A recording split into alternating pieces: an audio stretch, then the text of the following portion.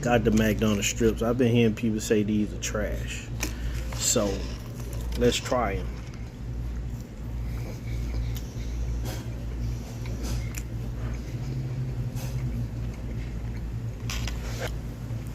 These are pretty fresh. But I can tell you this. I believe what people got a problem with is the breading.